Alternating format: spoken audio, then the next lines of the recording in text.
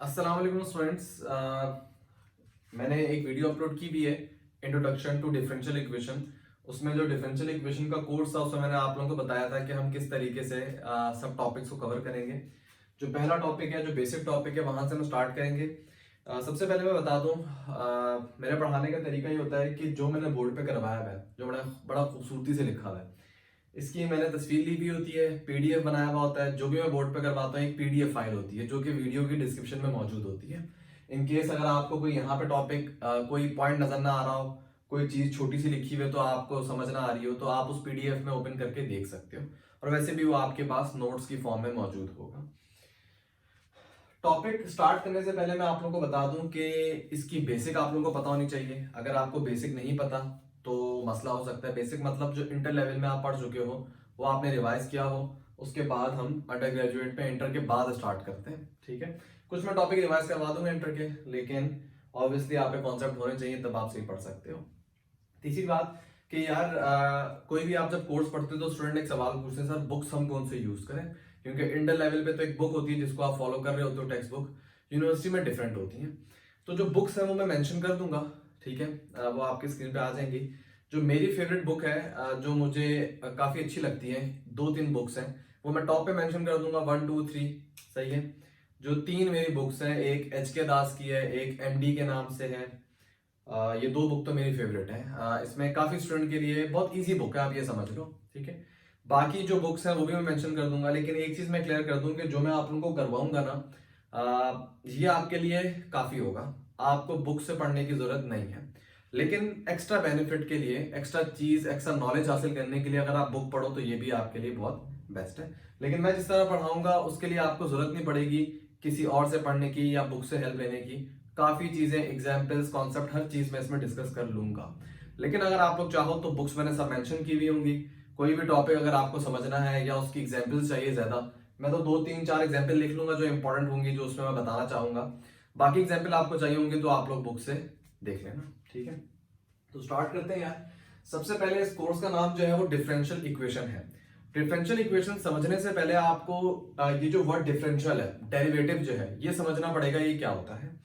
अब डेरिवेटिव आपने inter level से पढ़ते हुए आ रहे हो, ठीक है।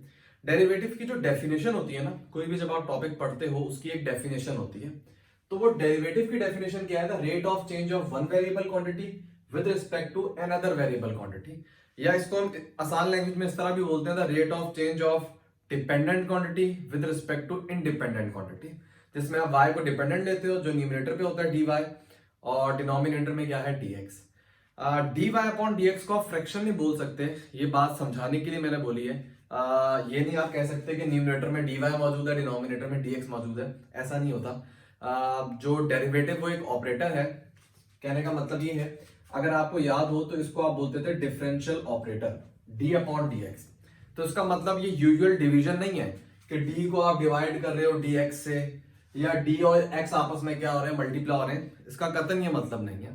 तो अपने जहन में ये रख लेना कि ये ऑपरेटर है, d अपॉन dx। ऑपरेटर कभी भी किसी से मल्टीप्लाई नहीं होता। कभी आपने ये लिखा नहीं होगा कि multiply log on both side, आप ये नहीं लिखते। आप क्या लिखते हो? Taking log on both side. इसी तरह आप लिखते हो taking derivative on both side या डिफरेंशिएट बोथ साइड। आप कभी भी नहीं कहते multiply derivative on both side. Operator कभी मल्टीप्लाई नहीं होता, मल्टीप्लाई डिवाइड ये नहीं आप कर रहे हो, ऐड नहीं कर रहे होते ऑपरेटर को। तो डी अपॉन डी एक्स भी ये भी ऑपरेटर है, इसको नॉर्मल डिवीजन नहीं समझना। जब आप y का डेरिवेटिव ले लेते हो तो dy अपॉन dx आता है, तो ये ना समझना कि dy डिवाइड हो रहा है dx से, इनका मतलब ही पूरा अलग है। ये ऑपरेटर्स हैं, ऑपरेटर्स में आप इस तरह डिवाइड मल्टीप्लाई नहीं करते। आसानी के तौर पे समझने के लिए स्टूडेंट समझ जाते हैं, लेकिन जो मेन कॉन्सेप्ट है वो आपको पता होना चाहिए। तो डेरिवेटिव क्या होता है? देखो यार, कॉन्सेप्ट ये है, मैं आप लोगों को थोड़ा बैकग्राउंड पे ले जाऊं। आपने अच्छा, मैं इसमें से कुछ टॉपिक मिटा दूंगा जो हो चुके होंगे, ताकि सही तरह बाद में आपको समझा दूं। तो अभी तो मिटाने की जरूरत नहीं है, मैं यहाँ पे एक लाइन बना देता हूँ। अभी तक आपने इंटरमीडिएट में पढ़ा था कि अगर एक स्ट्रेट लाइन मौजूद हो और उस स्ट्रेट लाइन का आपको स्लोप निकालना हो, तो आपको 2 पॉइंट पता होने चाहिए। जब 2 पॉइंट पता होंगे तो आप क्या करोगे? आप एक फॉर्मूला अप्लाई करोगे स्लोप मालूम करने के लिए। वो फॉर्मूला होता था जिसको आप कहते थे राइज अपॉन रन, मतलब change in y over change in x। उसमें आप डेफिनेशन क्या पढ़ते थे? Rate of change in y divided by change in x। ठीक है, ये जो वर्ड रेट होता है, ये आपको समझ आना चाहिए कि रेट होता क्या है। रेट का मतलब ये होता है कि जो भी इसका आंसर आ रहा है वो क्वांटिटी पे डिपेंड नहीं करता। सिंपल सी बात, अगर मैं बोलूं एक स्ट्रेट लाइन का स्लोप 2 है, तो इस स्लोप 2 का मतलब क्या होगा? इसका मतलब ये होगा कि अगर x के अंदर 1 चेंज आ रहा है तो y के अंदर 2 चेंज आएगा। अगर x के अंदर 2 चेंज आ रहा है तो y के अंदर 4 आएगा। ये मतलब है 2 स्लोप का। इसी तरह x के अंदर अगर 100 चेंज होगा, मतलब अगर आप x में 100 यूनिट का डिफरेंस आ रहा है 2 पॉइंट के दरमियान, तो y के अंदर कितना आएगा? 200 का आएगा। ठीक है, तो आप ये ऑब्जर्व करोगे x के अंदर जितना भी चेंज हो, छोटा चेंज हो, बड़ा चेंज हो, y में भी उतना ही चेंज आएगा। इस चीज को आप रेट बोलते हो कि जितना भी आप लार्ज करते जाओ फर्क नहीं पड़ेगा, रिलेशन सेम ही रहेगा। अगर x 1 है तो y 2 है, अगर x 1 लाख होगा तो y क्या होगा? 2 लाख हो जाएगा। ठीक है, ये सेम ही रहेगा रिलेशन। इसको आप इस तरह समझ सकते हो कि अगर आप पेट्रोल भरवाने जाते हो, लेट कर लो 1 लीटर जो है वो 145 रुपीज का, अगर आप उससे बोलोगे 10 लीटर, तो क्या वो आपको डिस्काउंट देगा? क्या 130 का रेट लगाएगा वो आपको? नहीं, वो 145 का ही आपको लगाएगा, चाहे आप 1 लीटर लो चाहे आप 100 लीटर लो। तो क्वांटिटी आपने जितनी बढ़ाई है, आपने 1 लीटर लो या आप 100 लीटर लो, रेट प्राइस उतनी पड़ेगी आपको। तो ये जो कीमत है ना प्राइस, इसको आप रेट बोलोगे कि क्वांटिटी के हिसाब से चेंज नहीं हो रही। और इसके कंपैरिजन में लेट कर लो आपको सब्जी लेने जा रहे हो, आलू लेने जा रहे हो, कंसीडर करो आप 1 किलो आलू लेट कर लो 30 रुपए के। अगर आप उसको बोलोगे यार मैंने 5 किलो लेना है, वो कहेगा ठीक है 5 किलो में आपको 100 के लगा दूंगा। मतलब अब क्या हो गया? अब 20 रुपए किलो हो गया वो। तो क्वांटिटी जैसी बढ़ी, प्राइस में फर्क आ गया। तो अब आप इसको रेट नहीं बोलोगे, क्योंकि रेट वो होता है जो क्वांटिटी पर डिपेंड नहीं करता। आप जितनी भी ज्यादा क्वांटिटी लो वो फिक्स रहेगा। तो पहली वाली एग्जांपल में आप रेट बोलोगे, दूसरी वाली एग्जांपल में उसको प्राइस बोलोगे, उसको आप रेट नहीं बोल सकते। सेम कॉन्सेप्ट स्लोप के अंदर भी था। जो वर्ड रेट है इसके मैं आप लोगों को मतलब समझा रहा हूं। तो 2 स्लोप का मतलब x में 1 चेंज हो तो y 2 होगा, x में अगर 1 लाख भी चेंज होगा तो y के अंदर क्या होगा? 2 लाख चेंज होगा, फिक्स रहेगा। सेम कॉन्सेप्ट डेरिवेटिव के अंदर है। अब डेरिवेटिव के अंदर स्ट्रेट लाइन नहीं होती। स्ट्रेट लाइन के लिए आपको फॉर्मूला पता है, change in y over change in x, that's it, आप निकाल लेते हो। और स्लोप के आंसर में आपके पास एक कांस्टेंट आ रहा होता है, एक नंबर आ रहा होता है। लेकिन जब बात की जाए किसी कर्व की, चाहे वो कर्व पैराबोलिक है, सर्किल है, कुछ भी कर्व है वो, उसका अगर आपको डेरिवेटिव मालूम करना है, उसका स्लोप मालूम करना है, तो उस पर आप ये वाला फॉर्मूला नहीं लगाते, उस पर आप डेरिवेटिव वाली टेक्निक यूज करते हो। ठीक है, कॉन्सेप्ट उसमें भी वही है। जैसे फॉर एग्जांपल अगर मैं आपको बोलूं कि एक कर्व है एक्स स्क्वायर, ये क्वाड्रेटिक मतलब पैराबोलिक बनेगा इसका ग्राफ, इसका अगर आप डेरिवेटिव लोगे तो डेरिवेटिव क्या आएगा? 2x। ये चीज फिक्स है, ये चेंज नहीं हो सकती, ये फिक्स रहेगी। रेट, अगेन रेट वाला कॉन्सेप्ट आ गया।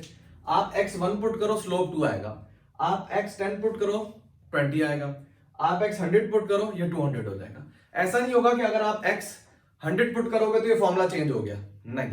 आप x की छोटी से छोटी वैल्यू, बड़ी से बड़ी वैल्यू पुट कर लो, फॉर्मूला यही रहेगा। तो ये कॉन्सेप्ट है रेट का, कभी भी चेंज नहीं होगा। इसी तरह आप क्यूबिक ले लो, एक्स क्यूब का डेरिवेटिव 3x स्क्वायर। आप x की कुछ भी वैल्यू पुट कर दो, आप किसी भी पॉइंट पे स्लोप निकालना चाहो, फॉर्मूला यही आप यूज करोगे। ये नहीं कि अगर x 100 पे आप स्लोप निकालना चाहो इस कर्व का तो आप ये फॉर्मूला यूज नहीं करोगे, आप हमेशा ये फॉर्मूला यूज करोगे। तो ये पूरा कॉन्सेप्ट है। जो वर्ड रेट है ना, वो मैंने आप लोगों को समझा दिए। जो डेरिवेटिव की डेफिनेशन है, ये तो बड़ा इजी, आप समझ जाओगे भाई, dependent variable with respect to independent variable. लेकिन ये जो कॉन्सेप्ट है ये आपको आना चाहिए। ये डेरिवेटिव की पूरी डेफिनेशन है जो मैंने आप लोगों को समझा दी है। अब इसकी जो इंटर लेवल पे, अब मैं सेकंड टॉपिक पे आ रहा हूं, इंटरप्रिटेशन, जिसको उर्दू में आप कहोगे तशरीह। डेरिवेटिव जो आप इंटरमीडिएट पे पढ़ते हुए आ रहे हो, वो डेफिनेशन पढ़ाई जाती थी, लेकिन जब समझाया जाता था ना डेरिवेटिव को, तो वो डेरिवेटिव की डेफिनेशन को ऐसा नहीं समझाया जाता था, वहां पे डेरिवेटिव की इंटरप्रिटेशन को समझाया जाता था। फॉर एग्जाम्पल, डेरिवेटिव की 2 इंटरप्रिटेशन है। डेरिवेटिव को आप डेरिवेटिव की तशरीह कैसे करोगे? देखो, एक होता है जिसकी डेफिनेशन है और एक है उसकी आप एक्सप्लेनेशन कैसे करोगे। तो उसकी 2 टाइप की एक्सप्लेनेशन होती है, 2 टाइप की इंटरप्रिटेशन या 2 टाइप की तशरीह होती है। सबसे पहली फिजिकल, दूसरी ज्योमेट्रिकल। हम बोलते थे कि डेरिवेटिव का फिजिकल सेंस में मतलब क्या होता है। फिजिकल सेंस में डेरिवेटिव का मतलब था इंस्टेंटेनियस रेट ऑफ चेंज। क्या वो मतलब? सही है, मतलब ये हुआ कि भाई आप कंसिडर कर लो, आप एक जर्नी स्टार्ट की आपने, आप 0 पे हो, ठीक है, ये 0 पॉइंट है, इस पे टाइम भी 0 है, डिस्टेंस भी 0 है, आपने डिस्टेंस ट्रेवल किया 120 किलोमीटर। तो ये समझ लो कि यहाँ पे आपका डिस्टेंस 120 किलोमीटर हो गया और लेट कर लो टाइम 2 घंटे है, 2 आवर। मैं आपको बोलूं यार आप वेलोसिटी निकालो तो बड़ा सिंपल है, आप बोलोगे change in S divided by change in time. Distance के अंदर कितना चेंज आया, 120 माइनस 0, 120 डिफरेंस आया। टाइम के अंदर कितना आया, 2 माइनस 0, 2 आया। तो 120 डिवाइड बाय 2 क्या हो जाएगा, 60। तो आप बोलोगे वेलोसिटी क्या है, 60 किलोमीटर पर आवर। क्या ये सेंस बनाती है बात कि मुस्तकिल 2 घंटे की जर्नी में क्या हमारी वेलोसिटी 60 रही होगी? नहीं, हमारी 30 हुआ करेगी, मे बी 90 हुआ करेगी, मे बी आप कहीं रोक दो, ट्रैफिक जाम है, 0 उसकी हो जाए। तो कहने का मतलब है ये जो फॉर्मूला आपको वेलोसिटी देगा ये एवरेज देगा। ये आपको किसी, अगर मैं बोलूं कि यार लेट कर लो 1 घंटे बाद क्या थी, तो आप बोलोगे 60 थी। 1.5 घंटे बाद क्या थी, आप बोलोगे 60 थी। ठीक है, आपको एक्चुअल नहीं पता, आपको एवरेज पता है, और एवरेज कभी भी एक्चुअल नहीं होती। मैंने बताया आप मुस्तकिल 2 घंटे तक 60 की स्पीड में नहीं जा सकते। ठीक है, तो यहां पे आता था डेरिवेटिव जो कि हमें इंस्टेंटेनियस रेट ऑफ चेंज देता था। अगर आप यहाँ पे क्वांटिटी डिस्टेंस पुट करोगे तो वो आपको इंस्टेंटेनियस वेलोसिटी देगा। ठीक है, अगर आप वेलोसिटी पुट करोगे तो वो इंस्टेंटेनियस एक्सेलरेशन देगा। ठीक है, तो ये रेट ऑफ चेंज देता था। इंस्टेंटेनियस का मतलब क्या होता था, किसी भी पॉइंट के ऊपर लेट कर लो मैं 50 मिनट बाद पता करना चाह रहा हूं तो ये आपको 50 मिनट बाद एक्यूरेट वेलोसिटी दे देगा। आप 1.5 घंटे बाद पता करना चाह रहे हो तो आपको 1.5 घंटे बाद एक्चुअल वेलोसिटी देगा, एवरेज नहीं देगा, जिसको आप इंस्टेंटेनियस बोलते थे। तो ये कॉन्सेप्ट होता था फिजिकल सेंस में। अच्छा, इसका पूरा फॉर्मूला होता था, डायग्राम से समझाया जाता था, वो सब इंटर का है, वहां जाके आप लोग देख लेना।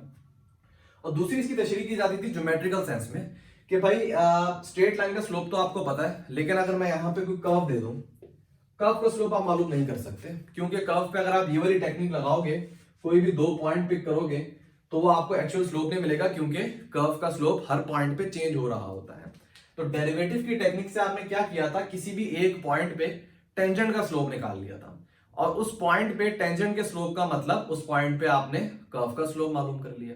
ठीक है, तो ज्योमेट्रिकल सेंस में डेरिवेटिव का मतलब क्या था कि ये आपको स्लोप ऑफ टेंजेंट देता है और अल्टीमेटली स्लोप ऑफ कर्व देता है उस पॉइंट के ऊपर।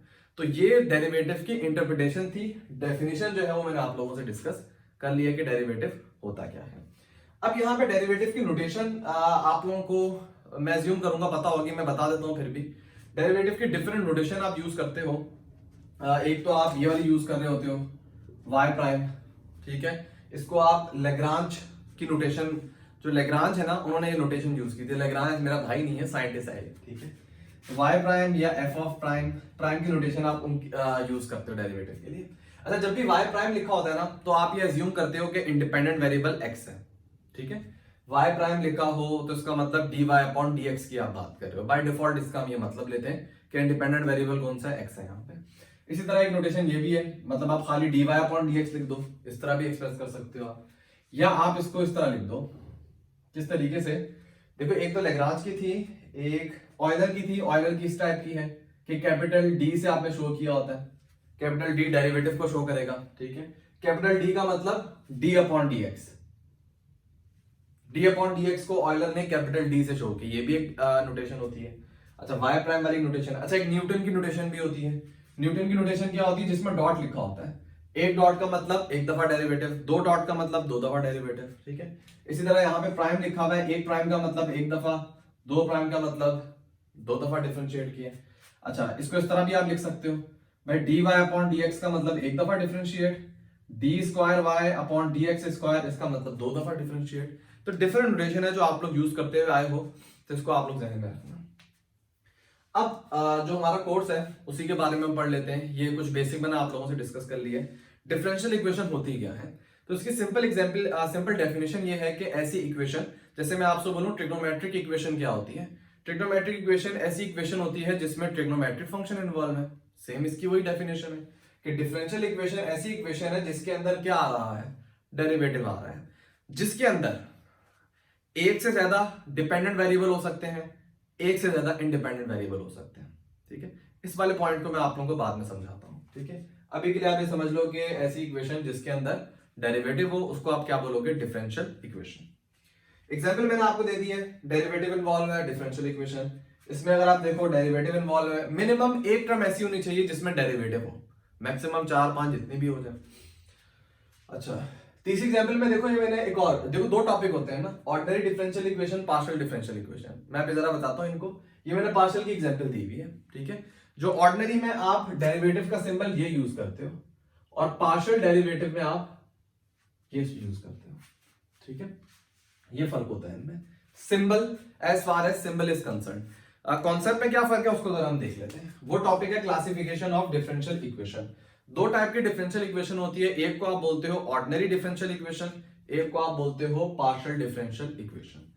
ऑर्डिनरी डिफरेंशियल इक्वेशन वो होती है जिसमें इंडिपेंडेंट वेरिएबल एक ही होता है। इंडिपेंडेंट वेरिएबल हमेशा नीचे लिखा हुआ होगा, जैसे ये है ना, नीचे लिखा हुआ है एक्स, या इन अच्छे वर्ड्स आप क्या बोल सकते हो कि जिसके रेस्पेक्ट से आप डिफरेंशिएट करते हो। आप क्या बोलते हो कि y को डिफरेंशिएट करो विद रिस्पेक्ट टू x। तो जिसके रिस्पेक्ट से आप करते हो या जो नीचे आ रहा है उसको आप क्या बोलते हो, इंडिपेंडेंट वेरिएबल।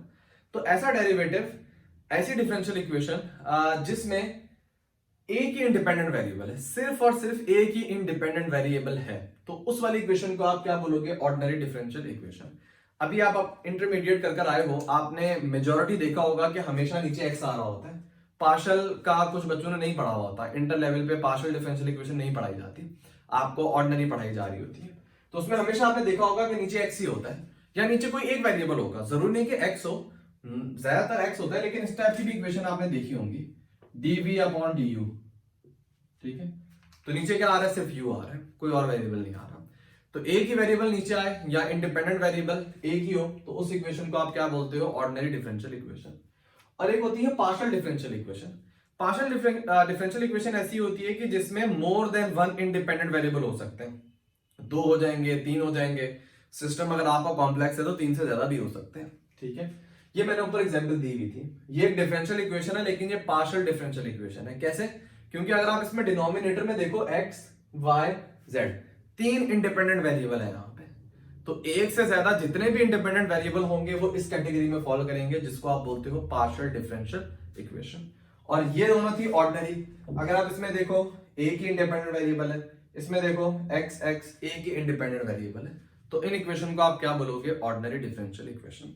दो वेरिएबल आप बहुत सुनोगे ना, डिपेंडेंट और इंडिपेंडेंट, इनका मतलब ये होता है कि y जो है वो डिपेंड कर रहा है x के ऊपर। जैसे कोई फंक्शन लिखा हुआ है y equal to x square, आप अपनी तरफ से कुछ भी x की वैल्यू पुट करते हो तो x इंडिपेंडेंट है, लेकिन जो आपने x पुट किया है, जो y की वैल्यू आ रही है वो डिपेंड कर रही है x के ऊपर। x1 पुट करोगे y1 आएगा, x2 पुट करोगे y4 आ जाएगा, तो y डिपेंडेंट x इंडिपेंडेंट। आखिरी टॉपिक है आज के लेक्चर का, और वो है order and degree of differential equation. तो ऑर्डर क्या होता है कि आपने पूरी डिफरेंशियल इक्वेशन को देखना है, जो हाईएस्ट डेरिवेटिव की टर्म है वो आपने देखनी है। हाईएस्ट डेरिवेटिव की टर्म का मतलब कि कितनी दफा वो डिफरेंशिएट हुई है। जैसे यहाँ पे 2 का मतलब क्या है कि 2 दफा डिफरेंशिएट, यहाँ पे 3 का मतलब क्या है, 3 दफा डिफरेंशिएट। तो अगर आप पूरे डिफरेंशियल इक्वेशन में देखो और आप ऐसी टर्म देखो जो सबसे ज्यादा दफा डिफरेंशिएट हो रही है, जो हाईएस्ट डेरिवेटिव वाली टर्म है, तो जितनी दफा वो डिफरेंशिएट हुई है ना, वो उसको आप बोलोगे order of differential equation. For example, इसको अभी छोड़ दो, इसको अगर आप देखो, ठीक है, यहां पे आप अच्छा इसको भी अगर आप देख लो, डिग्री में फर्क आएगा, ऑर्डर तो सेम ही रहेगा। डिग्री आप डिसाइड नहीं कर सकते, इसकी अभी सिंप्लीफिकेशन करनी पड़ेगी, लेकिन ऑर्डर तो सेम ही रहेगा। कैसे? दो डेरिवेटिव की टर्म है, दोनों को आप देखो एक एक दफा डिफरेंशिएट हुई है, dy अपॉन dx का मतलब एक ही दफा डिफरेंशिएट हुई है, तो इसका मतलब यहां पे ऑर्डर क्या होगा, 1 होगा। इन तीनों टर्म में देखो, ये जो डेरिवेटिव की टर्म है सबसे ज्यादा डिफरेंशिएट हुई है, कितनी दफा, 3 दफा डिफरेंशिएट हुई है, इसका मतलब यहां पे ऑर्डर क्या है, 3 होगा। इसमें देखो दो डेरिवेटिव की टर्म है, ये 2 दफा हुई है, ये 1 दफा हुई है। यहां पे कॉन्सेप्ट में क्लियर कर दूं, अनफॉर्चुनेटली ये तो आप लोगों को फर्स्ट या सेकंड ईयर में क्लियर करना चाहिए था, लेकिन आज भी स्टूडेंट इस टॉपिक में कंफ्यूज होते हैं कि वो समझते हैं कि अगर लिखा हो dy अपॉन dx इसका स्क्वायर, तो अनफॉर्चुनेटली वो इसको इसके बराबर समझते हैं। ज़हन में रखना, दोनों अलग चीजें हैं।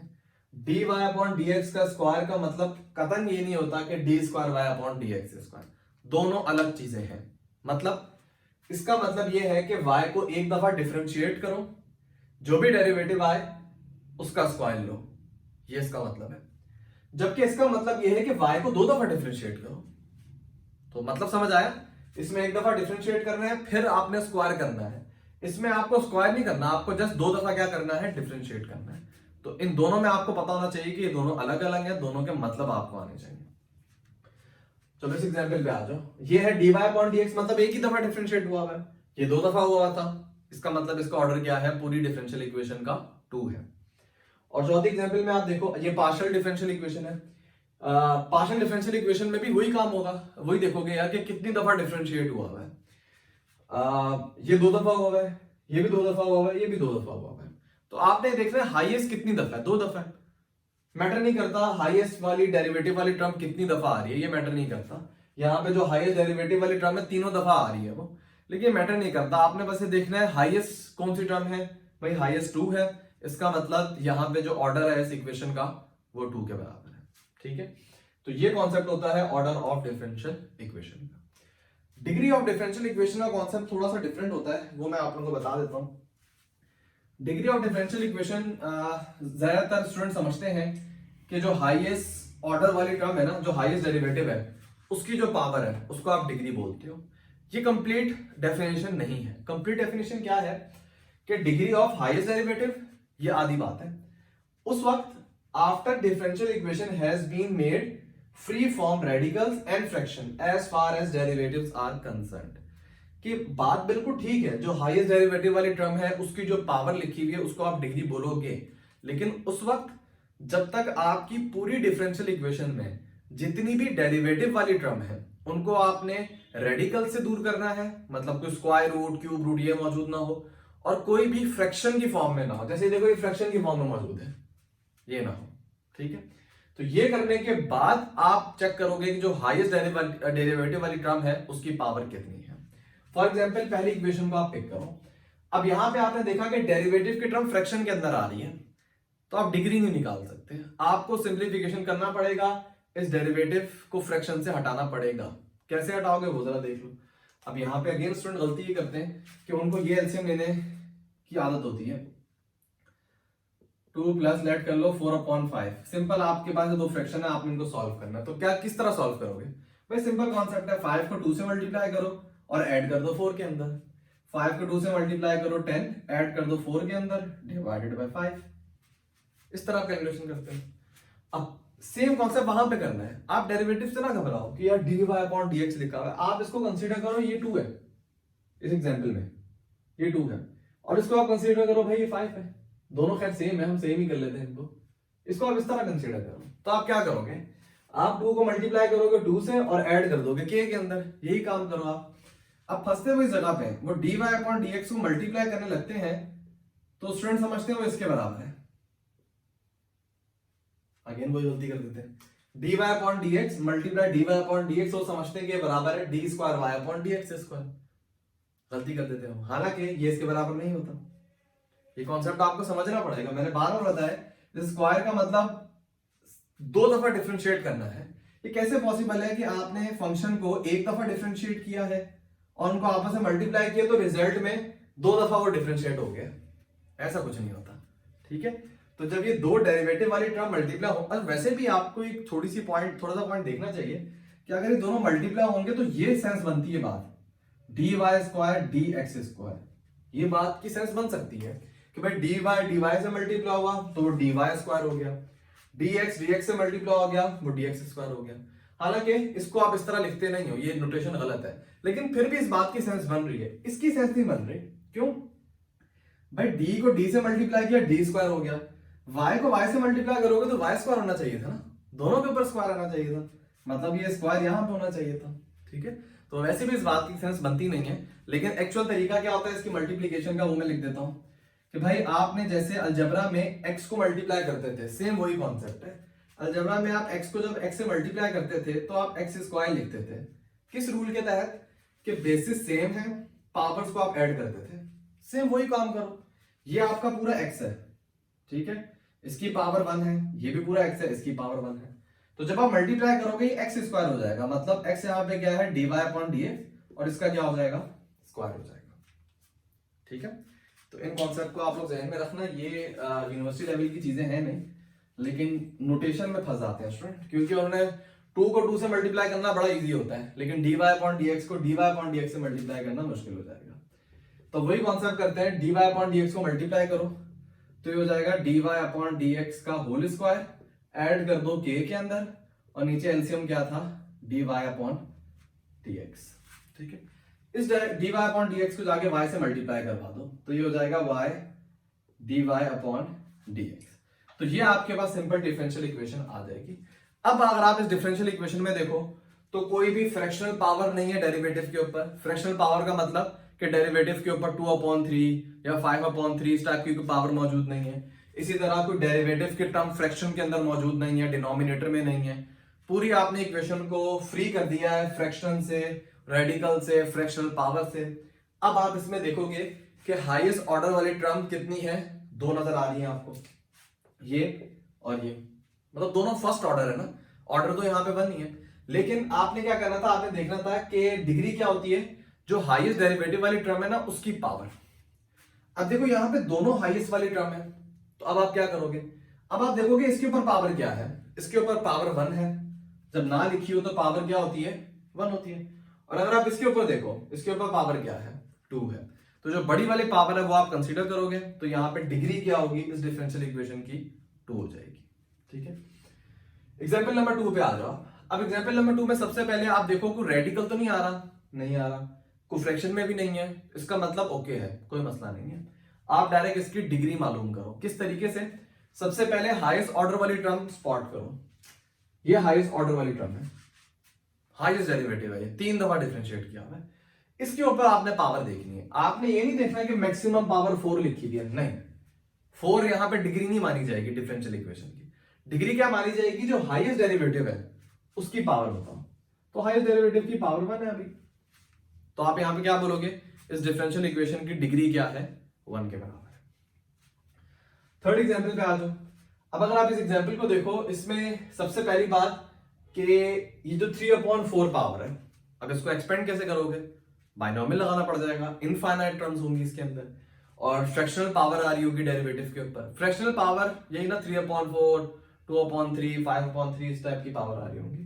तो इसका मतलब इस 3/4 से आपको जान छुड़ानी है। अच्छा, आपको 3 से जान नहीं छुड़ानी, आपको 1/4 से जान छुड़ानी है। मतलब ये डिनोमिनेटर में 4 है ना, ये आपको मसला कर रहा है, ऊपर वाला 3 मसला नहीं कर रहा है आपको। तो इस 4 को कैसे आप हटाओगे, आप दोनों तरफ पावर 4 ले लोगे। मौजूद है भाई 1/dy/dx का होल स्क्वायर और 3/4, और इस तरफ मौजूद है d²y/dx²। तो आप क्या करो, आप दोनों तरफ पावर 4 ले लो, यहां पे भी पावर 4 ले लो और यहां पे भी पावर 4 ले लो। ठीक है, तो होगा क्या, 4 से 4 कैंसिल हो जाएगा, यहां पे जस्ट क्या हो जाएगा, यहां पे आपके पास ये चीज मौजूद होगी बस, कि ये पूरी टर्म है और इसके ऊपर पावर क्या बच जाएगी, 3। और खुदा का वास्ता यहाँ पे 4 को 2 से मल्टीप्लाई नहीं कर देना। अगेन वही बात, यहाँ पे ये अलजबरा में होता था कि अगर x² लिखा हुआ है उसका आप क्यूब करो तो बराबर हो जाएगा 6 पावर्स को आप आपस में मल्टीप्लाई करोगे। लेकिन डेरिवेटिव के अंदर ऐसा कॉन्सेप्ट नहीं है। ये 2 यहाँ पे पावर नहीं है जो आप 2 को 4 से मल्टीप्लाई कर दोगे। 2 यहाँ पे ऑर्डर को शो करता है, 4 यहाँ पे पावर है। तो पावर और ऑर्डर आपस में मल्टीप्लाई की सेंस नहीं बनती, तो आप इसको ऐसे ही रहने दोगे। यहाँ पे पावर 4 मानी जाएगी, 4 को 2 से मल्टीप्लाई करके 8 नहीं बोलना, यहाँ पे गलत कॉन्सेप्ट है। अब अगर आप इसको देखो, इस पे जब आप फॉर्मूला एक्सपेंड करोगे a+b होल क्यूब का, मतलब कर सकते हो ना, ये a है ये b है, a+b होल क्यूब का फॉर्मूला एक्सपेंड करो आप, तो कोई फ्रैक्शनल पावर नहीं आती। अगर आपको याद हो a+b होल क्यूब का फॉर्मूला क्या होता है, a³ + 3a² b + 3ab² + b³। तो उसमें कोई फ्रैक्शनल पावर तो नहीं आती डेरिवेटिव के ऊपर। इसका मतलब ओके है, कोई मसला नहीं है यहाँ पर। उसके बाद इस a+b होल क्यूब में ये b है ना, तो b के ऊपर मैक्सिमम पावर कब आती है। अगर आपको a+b होल क्यूब का फॉर्मूला याद हो तो b पे मैक्सिमम पावर एंड पे आ रही होती है, b³। उससे पहले b² होती है, उससे पहले b होती है, और पहली टर्म में तो b 0 होता है, पावर 0 होती है। तो मैक्सिमम पावर क्या होती है, b³। तो इसका मतलब जब आप इसको एक्सपेंड करोगे तो इस डेरिवेटिव के ऊपर मैक्सिमम पावर क्या आएगी, क्यूब। जब a+b होल क्यूब का फॉर्मूला लगाओगे तो मैक्सिमम पावर यहाँ पे क्या आएगी, क्यूब आएगी। तो आप लिख दो मैक्सिमम पावर होगी, अच्छा स्क्वायर तो ऑलरेडी मौजूद है। अच्छा अब देखो ये स्क्वायर जो है इस डेरिवेटिव की पावर है, यहां लिखा हो तो ये पावर है, अंदर लिखा हो तो ये ऑर्डर को शो करता है। तो जब आप इसका क्यूब लोगे तो 2 को 3 से मल्टीप्लाई करो, ये 6 हो जाएगा। तो जब आप इसको एक्सपेंड करोगे तो मैक्सिमम डेरिवेटिव के ऊपर पावर क्या आ रही होगी, 6 आ रही होगी। लेकिन ये आपका कंसर्न ही नहीं है। क्यों कंसर्न, इसलिए नहीं है क्योंकि आपने क्या देखना है, आपने हाईएस्ट वाली टर्म देखनी है। हाईएस्ट वाली कौन सी, ये तो फर्स्ट ऑर्डर है ना, ये कौन सा ऑर्डर है, ये सेकंड ऑर्डर है। तो इसकी कुछ भी पावर हो, आपको इससे कोई गर्ज ही नहीं होना चाहिए। इसकी पावर 6 हो, इसकी पावर 10 हो, इसकी पावर 18, कुछ भी हो, ये फर्स्ट ऑर्डर है। सेकंड ऑर्डर ऑलरेडी मौजूद है, तो जो हाईएस्ट वाली टर्म होती है उसकी आप पावर देखते हो। ये सेकंड ऑर्डर है, ये फर्स्ट ऑर्डर है, तो आप इसकी पावर देखोगे। इसकी पावर क्या है, 4 के बराबर। दैट्स व्हाई इस डिफरेंशियल इक्वेशन की डिग्री क्या हो जाएगी, 4 के बराबर हो जाएगी। ठीक है, तो इसको एक्सपेंड करने की जरूरत नहीं है, मैंने ध्यान नहीं दिया था शुरू में कि ये सेकंड ऑर्डर है, तो आपको एक्सपेंड करने की जरूरत नहीं है जब आपने देख लिया, क्योंकि जब आप इसको एक्सपेंड करोगे तो ऑर्डर तो चेंज नहीं होगा ना, पावर चेंज होगी इसकी। रहेगा तो ये फर्स्ट ऑर्डर ही, पावर इसकी कुछ भी हो जाए, रहेगा तो ये फर्स्ट ऑर्डर, और ये सेकंड ऑर्डर है, तो इसका मतलब इसकी पावर देखी जाएगी जो डिग्री डिसाइड करेगी। और आखिरी एग्जांपल 4 में देखो, इसमें अब ये पार्शियल डिफरेंशियल इक्वेशन है। अगर आप इसमें ऑब्जर्व करो, तीनों टर्म जो है वो सेकंड ऑर्डर की है, 2 दफा 2 दफा 2 दफा। तो अब जब टाई हो जाए इसमें, तो अब आपने देखना है कि इन तीनों में से हाईएस्ट की पावर किसकी है। तो अगर आप ऑब्जर्व करो, इसकी पावर 2 है, इसकी पावर 1 हो जाएगी, ठीक है, और इसकी पावर 3 है। तो अगर तीनों में टाई हो जाए तो आप देखोगे हाईएस्ट पावर किसकी है, 3, तो इसका मतलब इसकी डिफरेंशियल इक्वेशन की डिग्री क्या हो जाएगी, 3 के बराबर। दैट्स इट, हमारा जो पहला टॉपिक है आज की क्लास का वो कंप्लीट हो गया। नेक्स्ट क्लास में इंशाल्लाह जो मेन टॉपिक है ना फर्स्ट ऑर्डर डिफरेंशियल इक्वेशन में, वो इसका सॉल्यूशन है। 8 केसेस होते हैं, वो मुश्किल क्वेश्चंस होते हैं, लेकिन कुछ बेसिक मैंने आप लोगों से डिस्कस कर लिए। नेक्स्ट क्लास में हम थोड़ी और बेसिक डिस्कस करेंगे, लीनियर, नॉन लीनियर, फिर फॉर्मेशन ऑफ डिफरेंशियल इक्वेशन, फिर हम जो सॉल्यूशन है उस पर मूव कर जाएंगे। ठीक है, ठीक है स्टूडेंट्स, अल्लाह हाफिज।